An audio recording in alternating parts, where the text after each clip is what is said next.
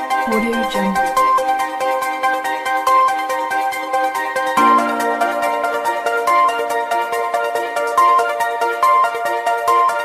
Audio Jungle.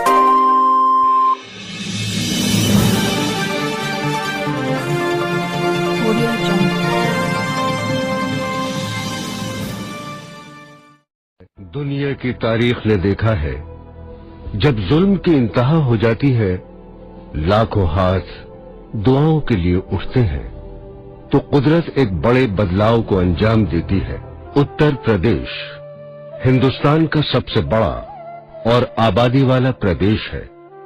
इसमें तमाम समाज, बिरादरी और मजहब के लोग रहते हैं, जिनमें बड़ा हिस्सा है गरीब तबकों का, जिनको दलित व पिछड़े समाज के नाम से जाना जाता है।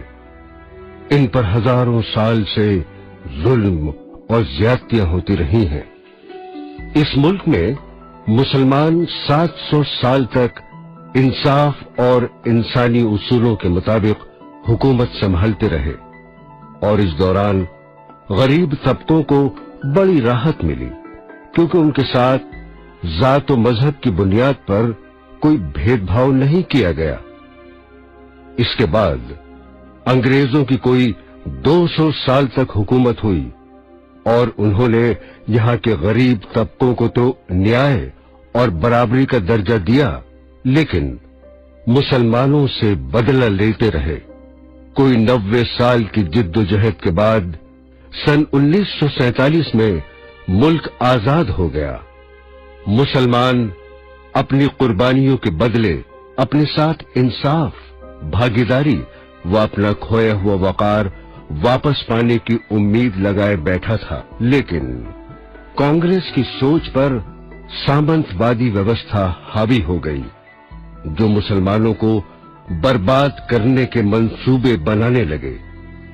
10 अगस्त 1950 को राष्ट्रपति का एक अध्यादेश पारित कर पहले उन्होंने मुसलमानों को 1935 में अंग्रेजों द्वारा दलित वर्ग में दिए आरक्षण से बाहर कर दिया, जिससे वे सियासत से लेकर तालीम और नौकरियों में पीछे होने लगे।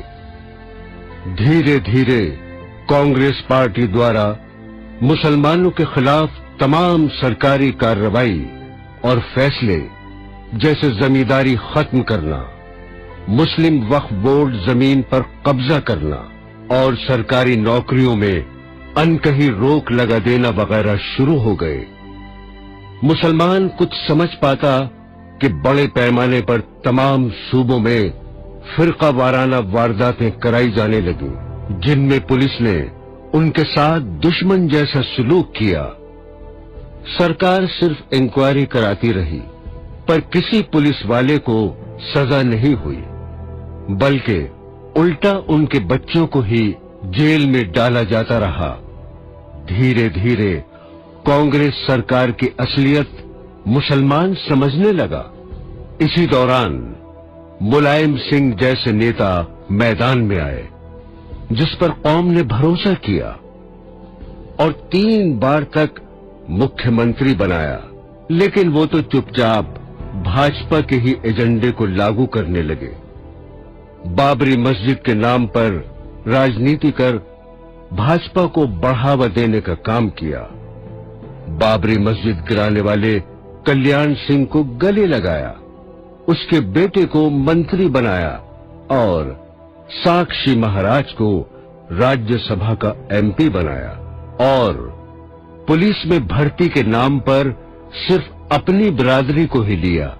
इसी दौरान बड़ी तादाद में मुसलमान सुश्री मायावती के सामाजिक न्याय और बराबरी के झूठे वादों में बहकर बहुजन समाज पार्टी को भी वोट देने लगा और मायावती जी भी मुख्यमंत्री बन गई। लेकिन उनको अकलियत की पहचान मिटाने के अलावा कुछ और नहीं दिखा। मुस्लिम तहजीब के शहर लखनऊ को मूर्तियों से भर दिया गया। मुस्लिम बुजुर्गों के नाम पर रखे जिलों के नाम चुन चुन कर बदलने लगी। खलीलाबाद को संत कबीर नगर, अकबरपुर को अंबेडकर नगर, अमरोहा को ज्योतिबा फूले नगर, संभल को भीमनगर वगैरह वगैरह। और इनकी पार्टी के नेताओं ने अपनी जुबान पर ताला लगाए रखा। उनका काम तो कौम को वरगलाकर बसपा की झोली को वोटों से भरना रहा है। और मायावती जी ने उनको और उनके जैसे वफादार नेताओं को इसका मेहनताना लाल बत्ती देकर अदा किया।